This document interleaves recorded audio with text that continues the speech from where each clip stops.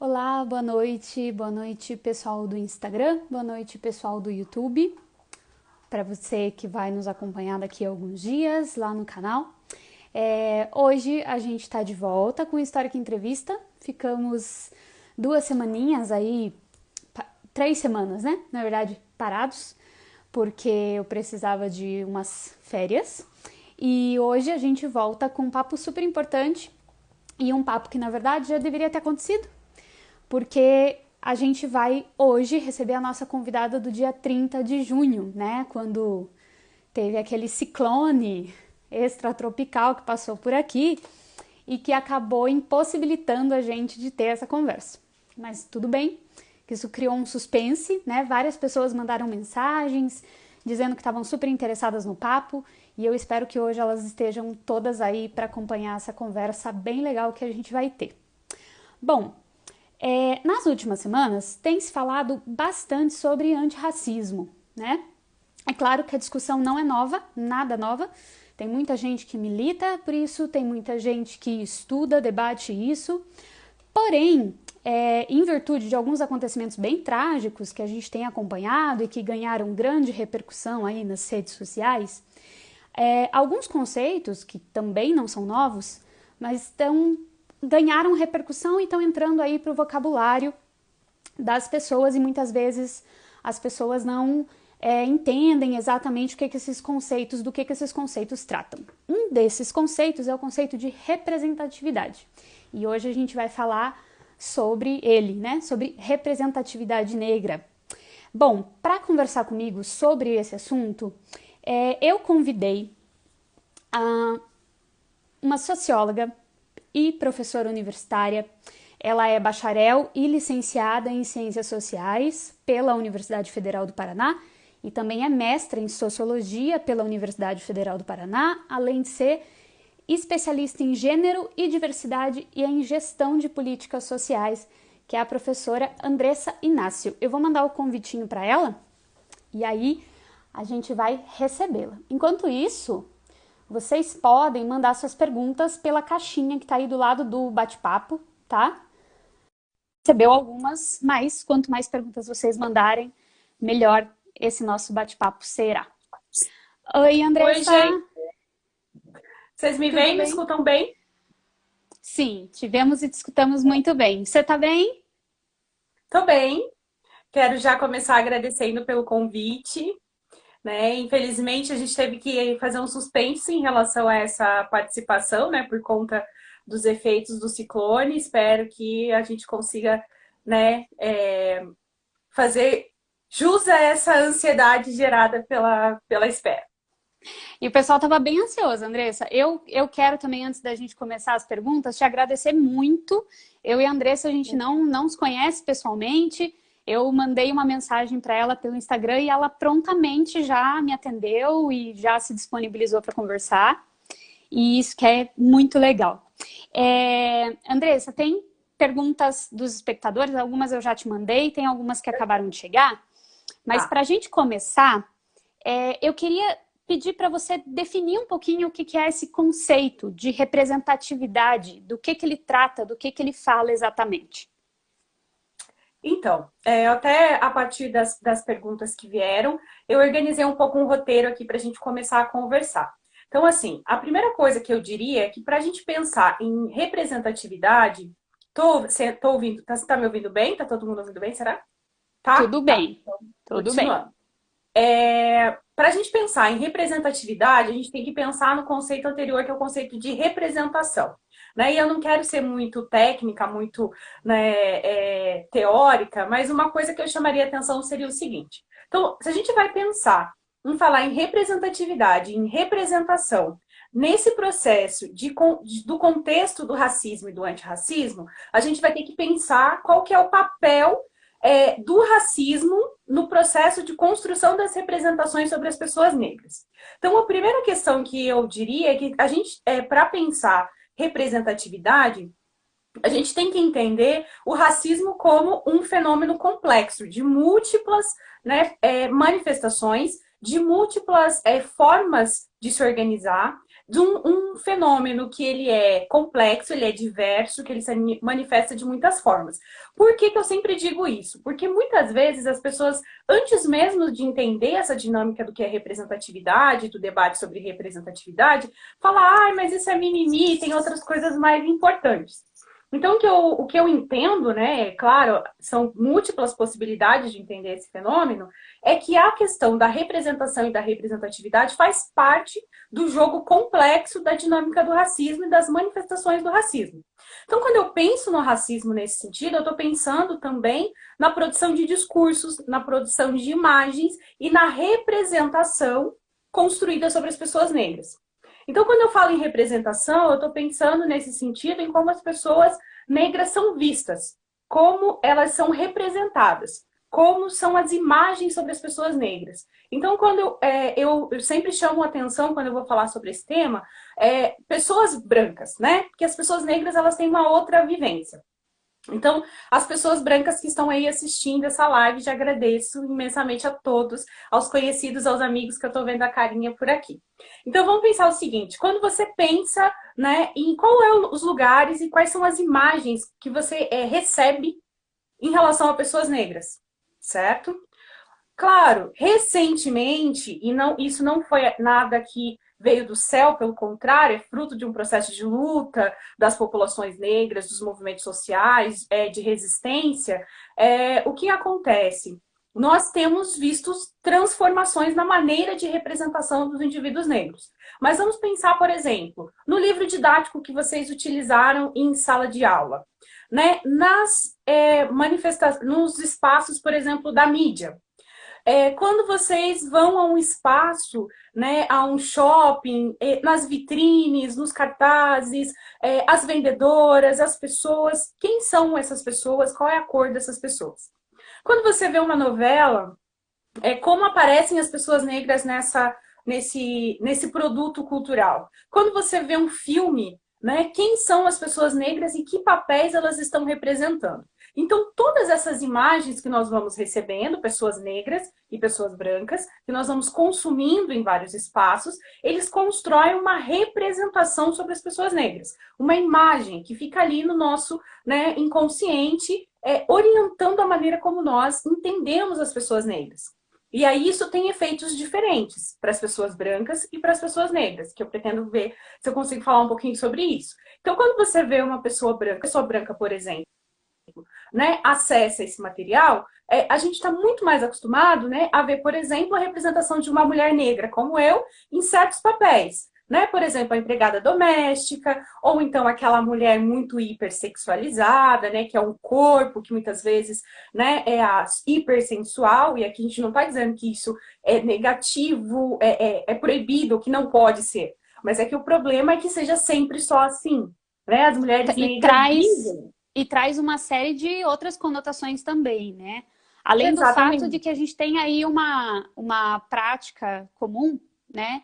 Das novelas ou filmes de época, e aí a gente tem sempre retratos, né, muito claros de o negro dentro do papel de escravizado, o branco, e isso é muito comum, né? Esse exemplo que você traz, porque quando nós pensamos em novelas de época, até tem algumas que estão passando, sendo reprisadas agora, é importante vocês prestarem atenção como que os negros no contexto de escravização são representados. Porque é muito comum que eles sejam simplesmente sujeitos passivos, né? E muitas vezes tem uma outra coisa que é terrível, que daria um outro tema para uma live, que é a maneira como os brancos são representados. É como se aqueles sujeitos negros estivessem ali e eles precisassem de um agente externo, branco, que os motivasse a algum tipo de transformação. Quando nós sabemos, né, quando estudando a história africana, afro-brasileira e a história da resistência dos negros no Brasil, que não foi isso que aconteceu. Então, essa imagem de passividade da população negra representada em novelas de época também não corresponde exatamente à verdade. Então, quando nós falamos de representação, nós estamos falando de tudo isso. Dessas imagens que são produzidas, que constroem representações de discursos e visões sobre as pessoas negras. Quando nós estamos falando de representatividade, nós estamos falando também da presença dos indivíduos em espaços. né? A Bell Hooks, que é uma intelectual estadunidense, norte-americana, ela tem um livro extremamente interessante que eu deixo já como sugestão para quem gostaria de se aprofundar nessa discussão, que é Raça e Representação. Ela fala sobre isso, né? Sobre esse processo. Ela discute de maneira excelente, eu sou um grande fã, né, da Bell Hooks. Ela discute bastante essa questão e também as armadilhas do discurso da representação e da representatividade. Então, quando nós falamos de representatividade agora, nós estamos pensando nesse processo de transformação dos discursos, né? E aí, esse processo de transformação dos discursos significa produzir outras formas de pensar a população negra.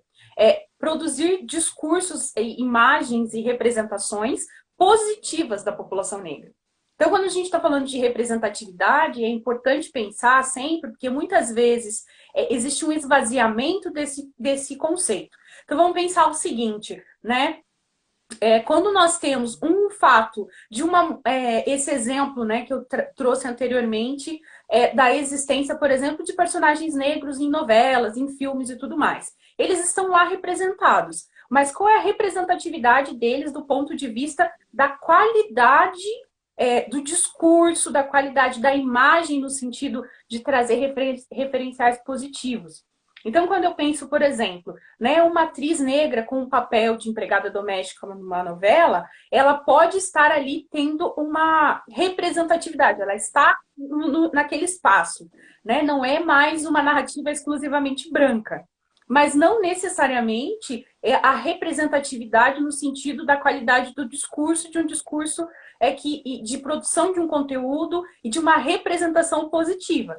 Então, esse conceito de representatividade, ele não pode estar descolado da ideia da representação e do conteúdo dessa representação. Então, vamos pensar assim, que simplesmente ter pessoas negras não é o suficiente quando nós falamos de representatividade. É preciso pensar qual é o conteúdo que está sendo produzido por essas pessoas, né? E qual que é o lugar dessas pessoas, por exemplo. Né? Então, vamos pensar o seguinte: muitas vezes nós temos atores e atrizes negras, mas os diretores, os produtores de conteúdo e as pessoas que criam, né, o discurso que sai da boca do personagem. Porque aí nós vamos muitas vezes continuar tendo personagens de um ator de pele escura, de uma pele negra, mas com um discurso produzido por uma pessoa branca. Então nós temos uma representatividade, vamos pensar assim, entre aspas, estética, nós temos um corpo negro, mas que não está representando ou não está passando uma imagem positiva sobre esse corpo negro. Né? Então é muito comum, por exemplo, mas a gente agora tem, né, pessoas nas propagandas e tudo mais. Eu acho isso interessante, é um passo importante, mas ele não é o suficiente. Né? Nós precisamos pensar na produção desse conteúdo. Como que isso é produzido? Né? Porque até uma discussão que é importante de se pensar quando a gente fala principalmente de mídia, a mídia é um espaço de poder, né? É um espaço de produção de conteúdo, de discurso, e é importante que nós estejamos, quando falamos de ação e de enfrentamento às múltiplas faces do racismo, não só como, vamos pensar assim, não é exatamente essa a imagem, mas como ventrílocos de um discurso que não foi produzido por nós. Então é importante, quando a gente pensa em representatividade, que a gente também tenha escritores, que a gente também tenha roteiristas, que nós tenhamos emissoras, que os proprietários sejam negros, por exemplo, né? A mídia é um poder extremamente concentrado no Brasil, então são muitos aspectos que perpassam essa ideia de representação e de representatividade. Beleza. Ficou claríssimo. Para mim, pelo menos, é maravilhoso.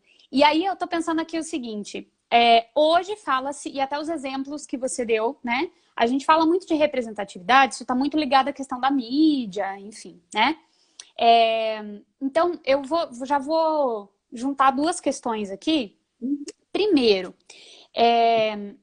isso é uma discussão atual, porque, na verdade, assim, já imagino que não seja, né, atual, mas de quando que a gente tem esse conceito? A gente consegue mais ou menos colocar ele no tempo, assim, né? E quando a gente fala de representatividade, é algo que a gente pode também estender, e aí já pegando uma pergunta que veio das pessoas que estão nos assistindo, né? É Uhum. algo que a gente pode estender para construção da memória, por exemplo, as estátuas que estão em espaços públicos, a questão dos materiais didáticos, dos personagens que são abordados em escola. Então, basicamente, assim, de quando mais ou menos é datado esse conceito, né? Quando surgem essas discussões, e se a gente estende isso para fora desse campo da mídia. Tá, então vamos por partes. A questão acho que nós podemos falar mais de uma popularização desse conceito, né? E eu acho que nesse sentido, as redes sociais e influencers e intelectuais negros e negras que utilizam as redes sociais como forma de difusão de conteúdo têm um papel muito importante nesse processo, né? Mas a minha perspectiva, isso é uma forma de interpretar essa discussão, né? Eu acredito que esse debate e principalmente a reflexão sobre esse processo, da importância da representação do sujeito negro em diferentes espaços, isso data de muito antes, e principalmente é uma discussão que vem sendo feita, principalmente no movimento negro, há muito tempo. Né? Quando nós pegamos, por exemplo, movimentos negros, que eu considero, né, que se a gente for olhar a história da organização do movimento negro brasileiro, né, são muito importantes, como, por exemplo, o MNU, Movimento Negro Unificado, né, como, por exemplo, a organização do Teatro Experimental do Negro, pelo Abdias do Nascimento, pela Frente Negra Brasileira, que são espaços de organização de autogestão negras, já está sendo discutida a questão de como somos representados. Por exemplo, tem, né, no Teatro Experimental do Negro, o Abdias do Nascimento e todas as pessoas que se organizam em torno do TEM, eles vão trazer atores e atrizes negras para encenar peças de teatro. Né? Então, aí nós já estamos falando de representação, nós já estamos falando de representatividade, nós já estamos falando de espaços que questionam essa perspectiva. E por mais que nós possamos não ter uma perspectiva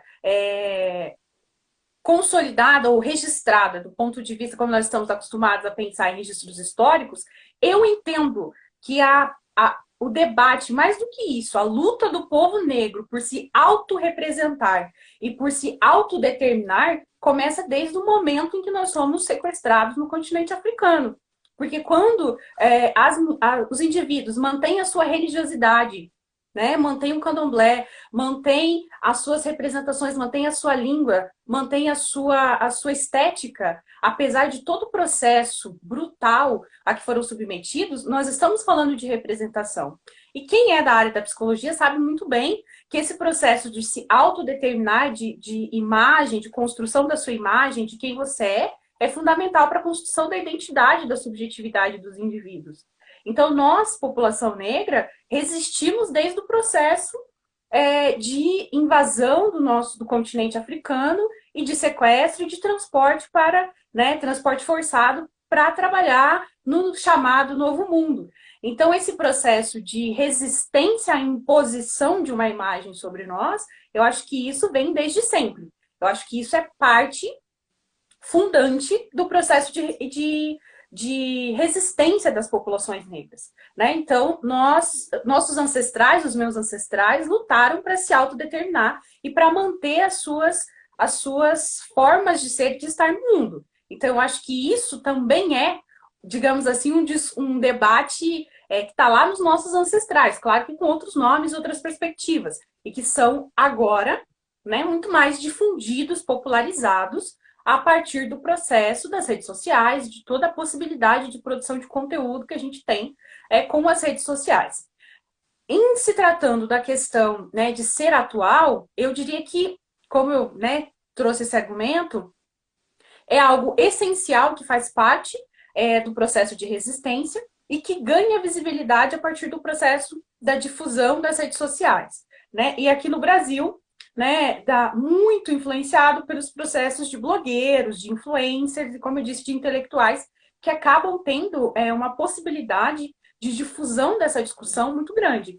Eu considero, né, como sempre, é uma visão possível, por exemplo, movimentos como Blogueiras Negras, como o site do Guelé 10, como sites e como atuações no âmbito das redes sociais, que foram bastante importantes para visibilizar essa discussão sobre representatividade. Aí, para pensar as estátuas, eu diria o seguinte, né? Antes disso, para responder uma outra questão que eu acho que se conecta com isso, né? Eu falei que quando nós pensamos o racismo, é preciso pensar também que se constrói uma imagem que, em geral, de modo geral, é negativa sobre as populações negras, né? Isso está presente, por exemplo, nos livros didáticos. E aí eu volto a falar da importância dos movimentos negros, né? Porque a Lei 10.639 de 2003, que é a lei que estabelece a obrigatoriedade do ensino da história e cultura africana e afro-brasileira, ela é fruto da luta dos movimentos negros, né? Do embate e da reivindicação por uma representação positiva dentro do processo educativo formal, vou utilizar aqui esse nome, né? Por quê? De pensar como nós, sujeitos negros, aparecemos no livro de história, né? Que é uma discussão que se estende aí às populações indígenas, mas que, obviamente, esses indivíduos têm muito mais competência para falar sobre isso do que eu. Né? Quando você pensa, por exemplo, onde está o negro no livro de história? Né? Ele aparece lá chegando como escravizado, a abolição aparecendo, sendo açoitado nas pinturas de Rugendas e Debré, né? Talvez algumas escravas de ganho, né? Escravizadas de ganho lá naquelas imagens de tabuleiro, e depois nós sumimos da história do Brasil. Como se os negros tivessem sido tão e unicamente, tão somente, né, aqueles sujeitos do período escravocrata. Né? E é muito cruel e interessante pensar que quando não some, não aparece também muitas vezes representado como negro. A cor não é mencionada. Sim. Então, enquanto você falava, eu lembrei de uma situação. Eu trabalhei um trecho do Machado de Assis na sala. E aí, pela história. E aí, falando sobre o Machado, falei, né, que ele era um intelectual, um negro, quanto isso na época dele era, né, importante e tudo. E aí, eles tinham que fazer, os alunos tinham que fazer uma pesquisa, e na outra aula um aluno falou assim, professora, mas o Machado de Assis não é negro. Daí eu falei assim, gente, não pode. Aí ela me mostrou uma imagem no celular.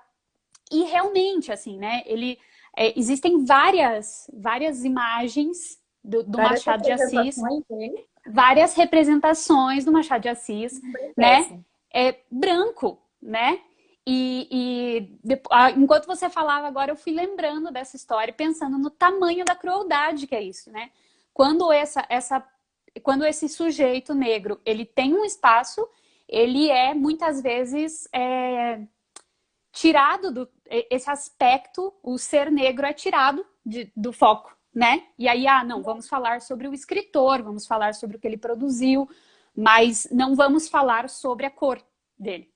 E aí é uma questão importante, que quando eu falei lá no início da representação e da representatividade, dos efeitos que são diversos sobre sujeitos negros e sujeitos brancos, eu queria pensar que as pessoas pensassem o seguinte, se você é um indivíduo negro, se você é uma criança negra, se você é um adolescente negro, e você vai para a escola e você vê a história do seu povo, resumido, né? Há uma representação que diz o seguinte, vocês eram bárbaros que viviam lá no continente africano, quando chegaram os civilizados, que são os europeus, como é que se fala? O nome bonito é descobrimento, né? Descobriram aquele local, como se vocês fossem um bando de selvagens, vocês foram escravizados, né?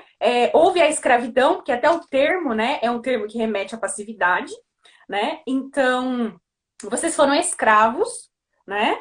E aí vocês vieram aqui, foram escravos porque os indígenas resistiram, mas vocês não, né?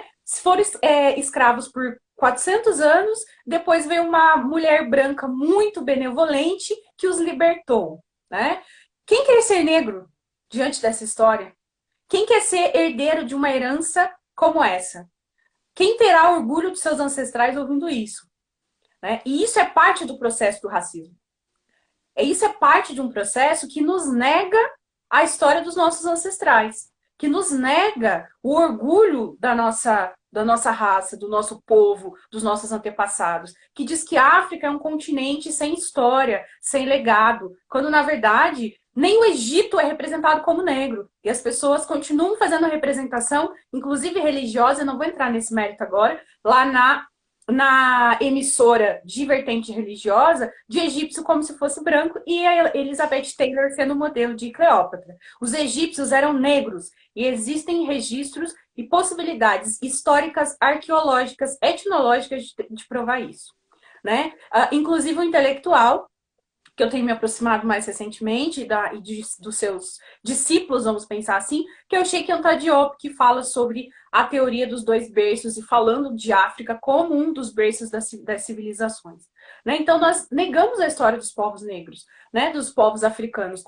Continuamos a reproduzir a história de África como se fosse primeiro que a África é um continente, que existe uma diversidade imensa, homogeneizando, como se fosse tudo a mesma coisa, como se não existisse África antes da chegada dos invasores, dos colonizadores. Então, imagine os efeitos disso tudo sobre a autoestima e a constituição da identidade de crianças negras, por exemplo.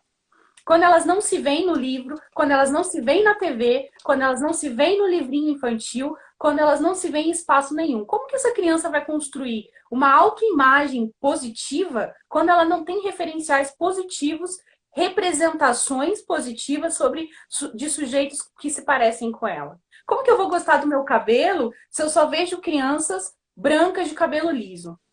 Né? Então, quando a gente pensa em representação, quando a gente pensa em representatividade, nós estamos falando de várias perspectivas. Né? Inclusive, recomendo fortemente para quem tem interesse em falar e entender um pouco sobre isso, o livro do psiquiatra Frantz Fanon, martinicano, né, da Martinica, que fala do livro, é um livro clássico chamado Peles Negras, Máscaras Brancas. Ou seja, o que ele vai dizer? Que nós construímos, no contexto do racismo, a nossa identidade num contexto de auto-ódio, de negação de nós mesmos, porque nós não recebemos nenhum tipo de referencial positivo.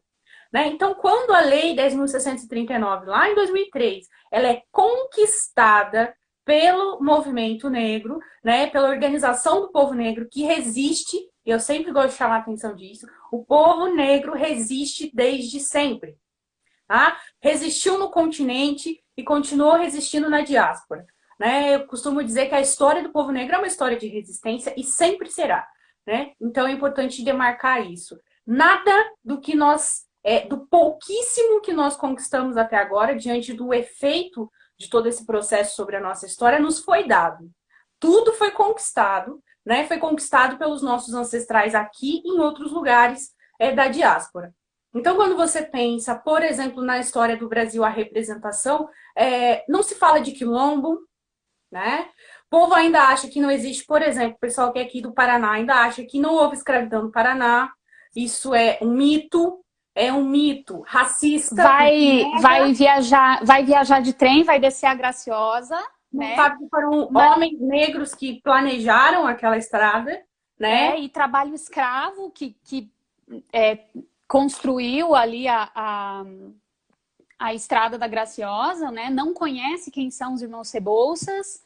Enfim, não sabe que todo tem quilombo no Paraná, tem inclusive quilombos que são reconhecidos e outros muitos que não são reconhecidos, que tem religião de matriz africana no estado do Paraná, na região sul, em todo lugar do Brasil, porque o povo preto está em todos os lugares do Brasil. Né? E uma coisa importante a se pensar é que chegamos a esse lugar não foi por nossa vontade. Né? Então, ainda continuamos, por exemplo, em Curitiba, usando o slogan de capital europeia, que nega a existência do povo negro de Curitiba. Curitiba, né, uma das 3 cidades da região sul, é a capital que tem maior percentual de população negra, e nega isso quando constrói esse discurso de capital europeia, quando não faz, né, quando reconheçamos. Eu reconheço, obviamente, o trabalho, enfim, a importância de todas as etnias, mas quando os japoneses chegaram aqui, os negros já estavam aqui há muito tempo. E para eles, tem uma praça no lugar nobre no meio da cidade. E para o povo preto, onde está o nosso espaço? Né? Então é importante a gente pensar que isso é representação, isso é representatividade. Né? É dizer onde são celebrados os imigrantes europeus em Curitiba e onde são celebrados os povos, né, os escravizados, os descendentes de escravizados na nossa cidade. Existe o memorial, existe, sim, recomendo que quem não conhece, conheça, no Pinheirinho, a Praça Zumbi dos Palmares, né? Mas eu sempre reforço, geografia também é um processo extremamente político. Quando você coloca um memorial japonês no espaço nobre e você coloca um memorial africano num espaço longe do centro da cidade, isso nos diz muita coisa, né? Nos diz sobre o espaço e o lugar que esses dois povos têm dentro da narrativa e da representação dessa cidade. Né? Então, E quando nós falamos de essa representação, questão, é isso. desculpa te interromper, Andressa. Essa questão da negação da presença negra, ela é realmente muito forte. Assim, eu já vivi uma situação em que eu trabalhava na coordenação de uma escola e a gente estava negociando roteiros de passeios para as escolas e a empresa com a qual a gente estava trabalhando, ela falou, você quer solicitar algum roteiro? E eu falei, olha, eu sei que a Universidade Federal do Paraná, o curso de turismo, fez um roteiro, né, sobre marcos da história negra em Curitiba. E aí eu acho que a gente pode entrar em contato com eles e talvez pensar alguma coisa assim, né? Levar os alunos para fazer um tour por marcos da história negra em Curitiba. E a pessoa que estava me atendendo, ela falou assim, não, mas é que não tem. E eu, não, tem? Ela, não, mas não tem? Tipo, ela foi um momento assim muito chato, porque eu não sabia como explicar para ela que ela tinha uns conhecimentos sobre o negócio, né? E depois fui eu pesquisar e daí propor para ela, no fim o passeio acabou não rolando, mas acabou sendo um sonho aí que eu construí na minha cabeça de levar os alunos para fazer esse tour, porque ela é uma pessoa que trabalha com educação, né? Não tinha esse conhecimento. Eu sei que não é por maldade, mas ela simplesmente negou a existência e pronto, ponto final. Esse passeio não dá para fazer. E esse processo, quando a gente pensa em representação e representatividade, pensando na escola, por exemplo, ao indivíduo negro é negado, né, de certa forma, o acesso à história dos seus ancestrais. E o indivíduo branco, ele deixa de conhecer uma parte da história também. Né? E aí ele pode, entre outras coisas, ser um reprodutor desse discurso da ausência dos indivíduos. Né? Então veja como é um processo que alimenta o racismo de duas vertentes e que, no fim, acaba impactando sobre os indivíduos de formas bastante perversas. Né? Porque quando você vai pensar esse processo, é uma das perguntas que me foi enviada sobre a questão dos efeitos e da importância, né? A questão de construção de autoestima, de representação positiva, né? Eu sou nascida aqui em Curitiba, vivi 30 anos da minha vida em Colombo, região metropolitana, estudei em escola pública, né? E pouquíssimas vezes me lembro de ter visto nos meus livros de história, por exemplo, uso história porque, né, geralmente é o lugar que nos é dado, porque ali pelo menos você tem um espaço. Quando você vai falar, por exemplo, né, de literatura, a gente tem um embranquecimento dessas figuras, né, que sequer são representadas como o grande Machado de Assis, e também tem essa questão, né, de um ícone que fica lá, é só um ícone, então teve esse ponto como se não tivesse existido mais, né? Então esse congelamento, muitas vezes, da presença e da participação da população negra, como se nós tivéssemos contribuído, né, somente no processo de escravização e depois nunca mais fizemos nada para contribuir com a cultura e com a consolidação desse país, o que não é verdade. Então, quando você pensa nisso, né, um processo que, felizmente, nós tivemos alguns avanços, muito aquém do que é necessário. Né? A minha filha, que hoje tem 9 anos, ela já consegue, eu já consigo comprar com maior facilidade, por exemplo, bonecas negras para minha filha.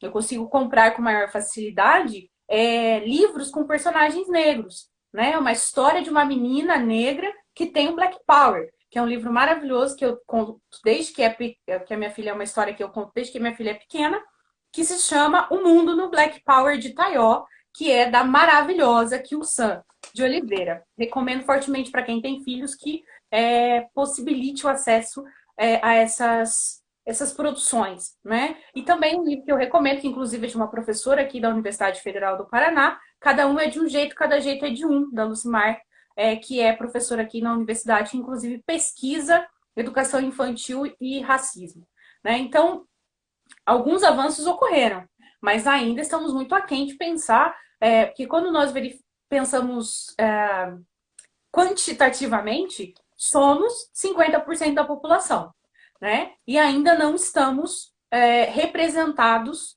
né? Não temos representatividade nesse mesmo nível, né? Quantitativo, se nós formos pensar, em espaços, principalmente nos espaços de poder. Então, quando nós pensamos representação e representatividade, nós também estamos falando, por exemplo, da política, nós também estamos falando, por exemplo, da economia, nós também estamos falando de uma série de coisas. Eu assistia essa semana uma live do intelectual cubano Carlos Moore, e ele dizia que nós, populações negras, em grande parte da África e da diáspora, nós ainda estamos lutando por sobrevivência.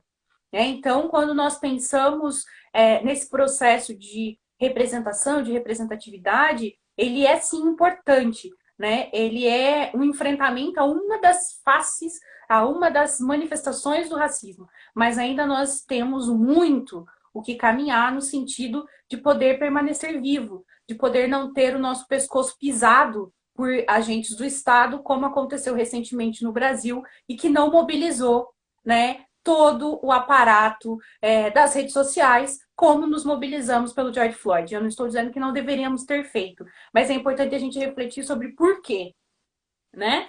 Muitas vezes nós aderimos a movimentos de fora do país, mas nós não visibilizamos muitas vezes as pessoas aqui dentro do nosso próprio país. E quando visibilizamos, também fazemos isso com um forte recorte racial. Eu não vou entrar aqui no mérito do ponto de vista político-partidário, mas muitas pessoas se mobilizaram e acamparam, inclusive aqui em Curitiba, pelo nosso ex-presidente Lula. Mas quando Rafael Braga, o único preso das jornadas de junho, estava preso por um pinho-sol, ninguém acampou na frente de onde ele estava preso. Então, se a gente vai falar de sistema de justiça que é injusto no Brasil, ele sempre foi um sistema de justiça altamente racializado. Você pode perguntar para qualquer homem negro que esteja acompanhando essa live, se o principal agente que ele tem medo é da polícia. Né? A polícia não nos protege, então a gente precisa pensar, e isso também é reforçado por representação. Onde que nós vemos os homens negros sendo representados na mídia? Né? Onde que os homens negros aparecem? Como pais, como empresários, como autores, como escritores, ou apenas na imagem do bandido, quando você tem lá a comunidade, quando você tem lá a boca de fumo, quando você tem lá o homem violento, né? Como que esses homens negros são representados? Então, veja, se a gente representa os homens negros dessa forma, né? Dessa forma violenta, né? Como que nós construímos o imaginário nas pessoas sobre eles? E esse imaginário não está descolado de pescoços sendo pisados pela polícia. Então, quando a gente pensa do processo do racismo como se interconectando e a representação e a representatividade fazendo parte disso, em vários aspectos, né, em várias dinâmicas. Nossa, você foi falando e foram me abrindo 25 mil perguntas aqui na cabeça, e eu vou tentar ser sucinta, porque a gente só tem mais 20 minutos. E tá maravilhoso. Veio uma pergunta aqui nos comentários. Eu não tô conseguindo acompanhar, gente, desculpa. Eu também não, porque tá vindo muita coisa e eu tô... Mas não consegui ler. Mas eu separei essa aqui, tem vários comentários maravilhosos, muitos elogios para você, que você é uma professora maravilhosa e eu estou entendendo o porquê dos elogios. Eu convoquei Andressa, meu fã-clube, é isso. O Rafa Fans, ele fez uma pergunta e se conecta com uma que eu já tinha passado para você. Ele perguntou assim: você acha que os professores negros conseguiram conquistar o seu espaço atualmente? Ou você acha que tem uma resistência por parte da população? E aí eu queria conectar essa pergunta com aquele pedido que veio para você falar algo da sua experiência como professora. para você, como professora negra, no meio acadêmico, na universidade, né? Situações que você viveu que Aham. você acha que não, estamos vivendo um momento legal de aceitação, ou não, ainda estamos lidando com situações, enfim, complicadas. Tá. Assim, eu acho que tem várias perspectivas aí. Eu ainda acho que somos poucos professores negros, né? Se a gente for pensar proporcionalmente, mesmo aqui em Curitiba, eu conheço alguns professores negros incríveis, né? Tive dois professores negros na minha trajetória como estudante até a formação básica, ali até o ensino médio.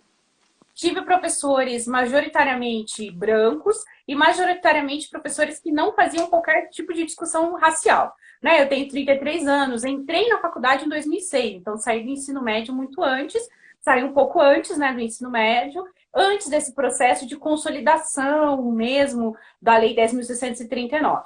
Voltei depois como professora e digo a você que nós ainda temos muita resistência de professores em tratar da questão da Lei 10.639, da história africana e afro-brasileira.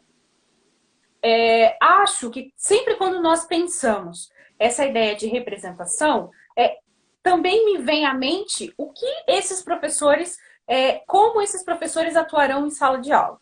Né? Porque não basta ser negro para que você necessariamente se engaje nos debates e nas discussões sobre o antirracismo e enfrentamento ao racismo. Muitos professores, né, preferem não tratar desse aspecto. E eu entendo essa escolha também sobre os efeitos de você fazer uma escolha contrária. Porque quando você é um professor negro e antirracista, você é aquele que vai ser o chato, você é aquele que sempre está falando a mesma coisa, você é o mimizento, você é o vitimista, você é o que cria problema. E isso tem um custo emocional, tem um custo na carreira, tem um custo muito alto. Então, eu entendo também, sob certo aspecto, os motivos que levam muitos professores negros a não encamparem essa discussão. Eu acho que, eu sempre digo, né, e goste quem gostar, doa quem doer, que acabar com o racismo não é uma tarefa só de negros, porque não fomos nós que criamos o racismo. Logo, então, essa coisa que cabe a nós, professores negros, resolver essa questão, eu jamais concordarei. Acho Só importante que nós tenhamos mais um professores negros adendo. como aliados, né? E até Só um adendo. deixa eu concluir, senão eu vou perder o raciocínio. Ai, desculpe. Eu acho que é importantíssimo que nós tenhamos mais professores negros também para esse processo de se olhar, porque eu escuto muito isso.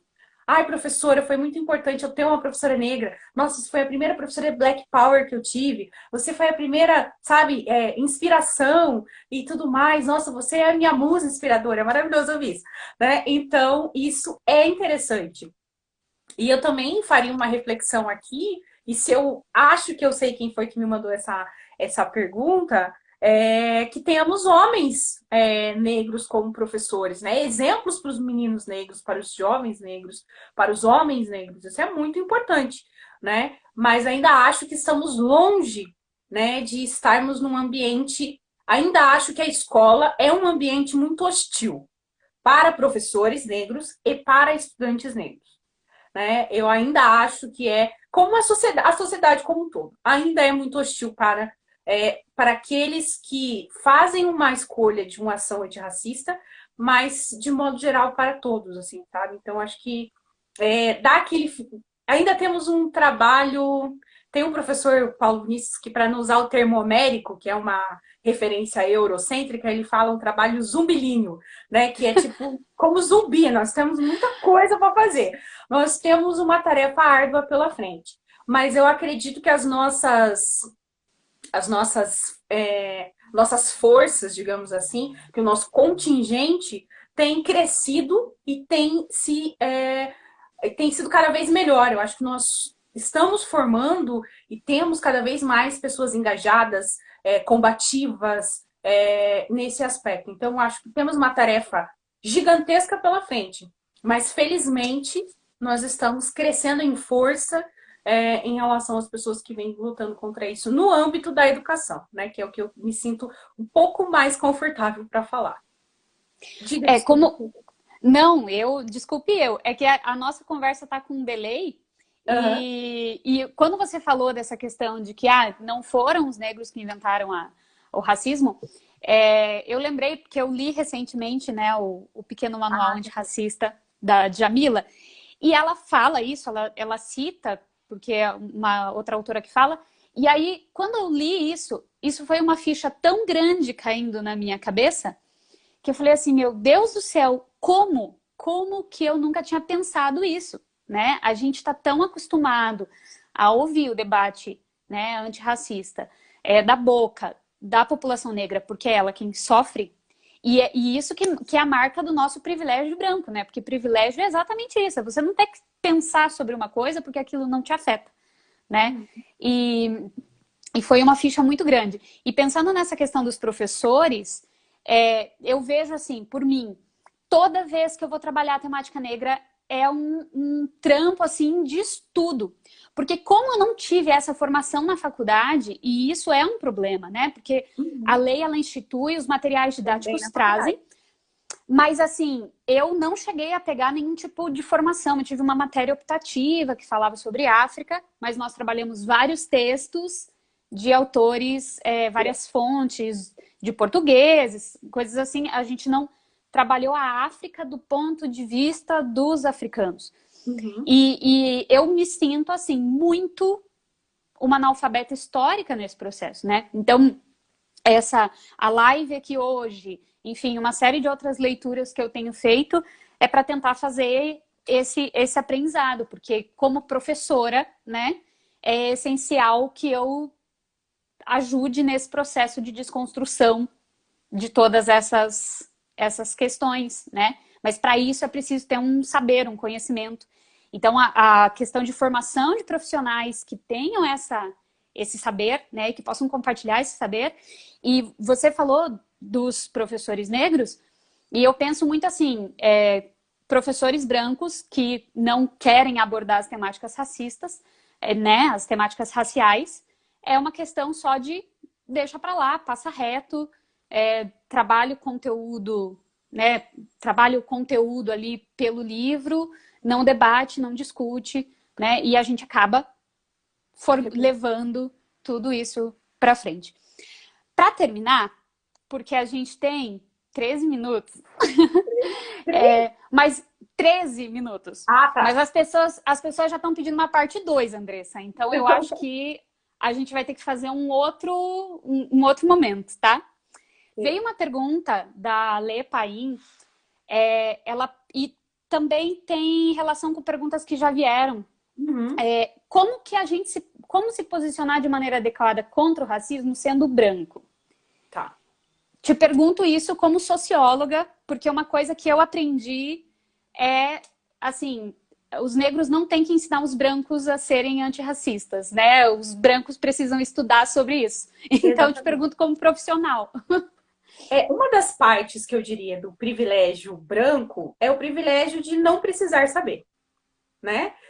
Não preciso tratar disso porque, ok, tá tudo bem, né? Então vamos pensar o seguinte: você como, né, um professor de uma determinada área, o racismo tá tão imbricado nas relações que tá tudo bem você ser um professor de língua portuguesa e não saber nada, por exemplo, sobre escritores de língua portuguesa negros, africanos, afro-brasileiros e tudo mais. Então, isso é um dos privilégios, é o privilégio de não precisar saber, porque você simplesmente trata da branquitude e tá tudo certo, né? Fora aqui no Brasil, que é um outro discurso, da a gente entrar muito no mérito disso, que é nessa nossa síndrome de vira-lata, de não valorização da nossa produção nacional, né? E que inclui, obviamente, as pessoas negras, mas também produção de pensadores e tudo mais brancos aqui do Brasil mesmo, que a gente estuda um monte Europa e não estuda Estados Unidos e não estuda o que é nosso, né?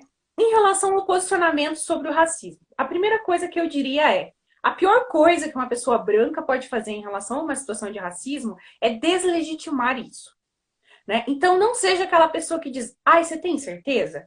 Isso é coisa da sua cabeça. Mas talvez foi só uma brincadeira, né? Porque uma coisa que eu posso dizer para você com total segurança: como uma pessoa negra e como alguém que convive majoritariamente com pessoas negras. Nós jamais, pessoas negras, iríamos nos expor numa sociedade racista a dizer que algo foi racismo, se isso não fosse verdade. Sabe por quê? Porque isso tem um custo para nós extremamente grande. Existem dois custos, eu diria. O custo de sofrer racismo e lidar com seus efeitos e de tentar combater o racismo. Porque é só você pensar como é, por exemplo, né? Imagine o que é você entrar numa delegacia, o que é você fazendo uma denúncia nas redes sociais e ser ridicularizado. Então, nós somos revitimados quando nós questionamos o racismo. Então, ninguém se põe nessa situação de ser duplamente vitimizado, né? Ser vítima duas vezes, se não for realmente uma situação de racismo. Então, a primeira coisa a não fazer, jamais, é deslegitimar, né? A segunda coisa que eu diria é não impor a sua visão sobre o que deve ser feito. Porque muitas pessoas dizem assim, pô, mas você sofreu racismo, você não vai debater, você não vai pôr a boca no mundo, você não vai não sei o quê. É preciso entender que os efeitos do racismo, eles vão aparecer, inclusive, quando nós somos vítimas de racismo. Porque eu, mulher negra, sou vítima de racismo. Eu vou numa delegacia falar com um delegado branco, com um escrivão branco, que muitas vezes vão chegar para mim e vão falar, tem certeza do que aconteceu? Mas eu vou sair provavelmente lá vítima de mais um monte de violência, do racismo institucional e de uma série de coisas. Então, uma outra coisa que eu diria, não tente impor a sua maneira de resolver a situação. Né? Por exemplo, algumas pessoas perguntaram, né, sobre situações de racismo que eu já vivenciei. Estar num espaço como professora universitária, ele traz muito das representações que as pessoas têm sobre mulheres negras. Então, quando eu comecei a dar aula, as pessoas tinham um pouco de... Não só como no espaço universitário, no ensino médio também. As pessoas tinham dificuldade de me ver como professora. Na escola pública, eu era comumente confundida com as mulheres da limpeza, né? Então, as pessoas, sem nenhum demérito, a profissão. Mas é que as pessoas não estão acostumadas a ver mulheres negras em outras posições, né? E eu, sim, já passei por situações, desde de espaços públicos, até, por exemplo, lojas, em que eu entrei, as pessoas questionaram. Nesse momento, eu estava acompanhada do meu pai, que é um homem negro, né? E a pessoa, ao perguntar de um produto, a pessoa falou, você tem certeza que você vai ter dinheiro para comprar? Ela não perguntaria isso se fosse uma pessoa branca. Jamais.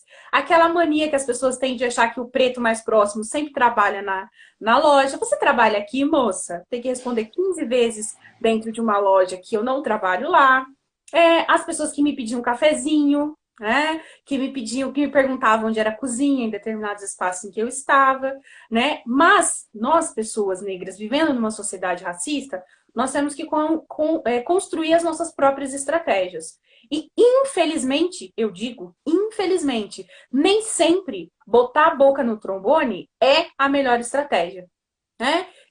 Muitas vezes a gente precisa daquele emprego, a gente precisa daquele espaço. Então, pessoa branca antirracista, não imponha sobre a pessoa negra o que ela deve fazer. Porque você pode ser mais uma pessoa revitimizando essa pessoa. Né? Então, eu sofri racismo, eu vou ter que encarar um processo para, digamos, se eu tomar a decisão por ir a vias legais, vou ter que fazer isso e ainda vou ter as pessoas me dizendo que eu tinha e que eu não tinha que fazer.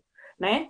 Se essa pessoa tomar uma decisão, apoie e acolha essa decisão. Então, se essa pessoa decidiu que ela não vai fazer nada, acolha e apoie essa decisão.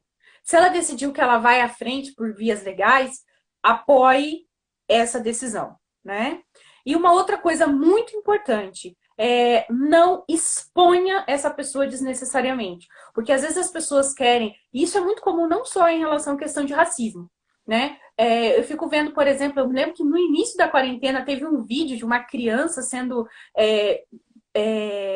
agredida pelo pai, pela mãe, alguém filmando e tudo mais. E as pessoas começaram a compartilhar aquilo loucamente na ideia de proteger a criança. Mas aquilo ali é uma forma de exposição da criança também.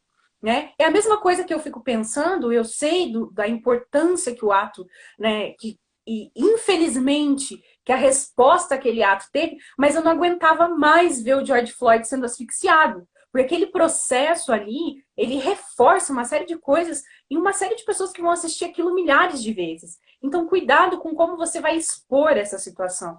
Porque às vezes ficar, né, mandando imagem, difundindo coisas, e hoje na internet tudo vai parar em 1000 lugares que você não sabe onde vai, como vai acontecer, você pode contribuir para esse processo dessa pessoa, né? Então, assim, não negue, né?